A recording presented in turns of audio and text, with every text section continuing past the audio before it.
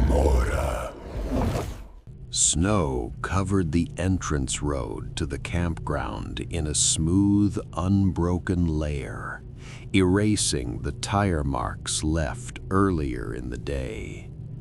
The wooden sign near the gate stood partially buried, its lettering dulled by frost. The campground officially closed for the winter in early December, and by Christmas Eve, no reservations were allowed. The gate was always locked by sunset.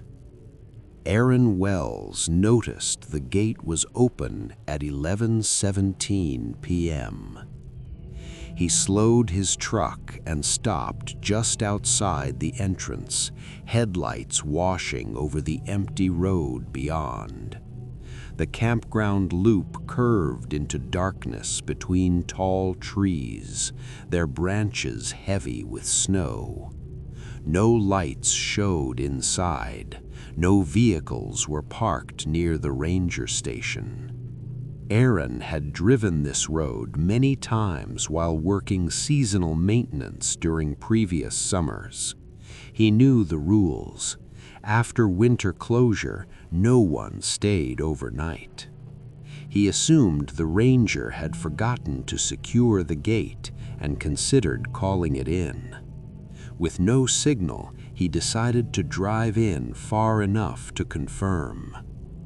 The road inside was silent. Snow muted every sound except the low crunch of his tires. Campsites passed one by one, picnic tables half buried, fire rings filled with snow. No footprints marked the ground. No smoke rose from anywhere. At 11:34, he reached the center loop and stopped. A light was on. It came from campsite 17, a soft, steady glow near the fire ring. Not a flame, but the pale white light of a lantern. Aaron turned off his engine and listened. The forest remained still. No voices carried. No movement disturbed the snow. He stepped out of his truck and walked toward the site. His boots left clear tracks behind him. The lantern sat on the picnic table, lit and unattended. The fire ring beneath it was cold, filled with untouched snow. Aaron called out once. His voice faded quickly among the trees. No answer. He remembered a story shared by rangers years ago. One winter, before stricter closures, a camper stayed late after a storm. Search teams found the campsite intact, gear packed neatly, lanterns still burning. The camper was never located. After that, winter access was restricted. The lantern flickered. At 11:47, footsteps sounded behind him.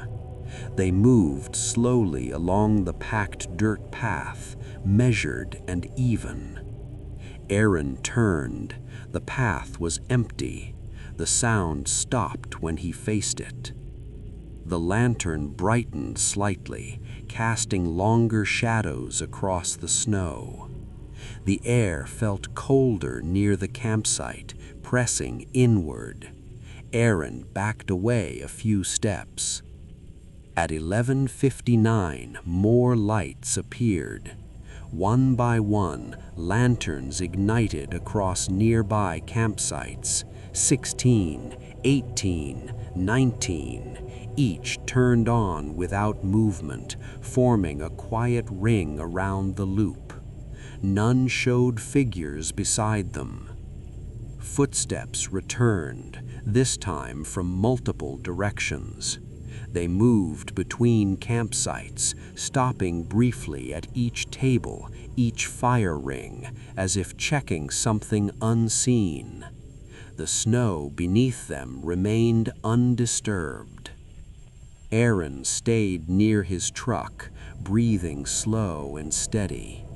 The forest felt occupied without showing anyone. At midnight, the campground bell near the ranger station rang once. The sound was low and dull, carried through the trees. The lanterns held steady for several seconds. Then, one by one, they dimmed and went out, starting with the farthest sights and ending with 17. The footsteps faded. The gate creaked in the distance. Aaron drove back to the entrance.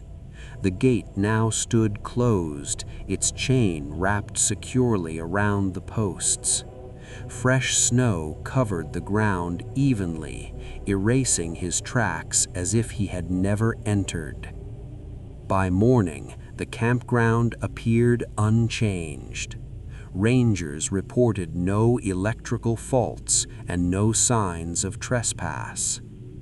Each Christmas Eve during heavy snow, drivers passing the road later reported seeing the campground gate standing open after dark.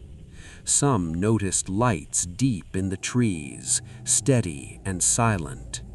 By morning, the gate was locked again, and the snow showed no trace of anyone who stayed past closing.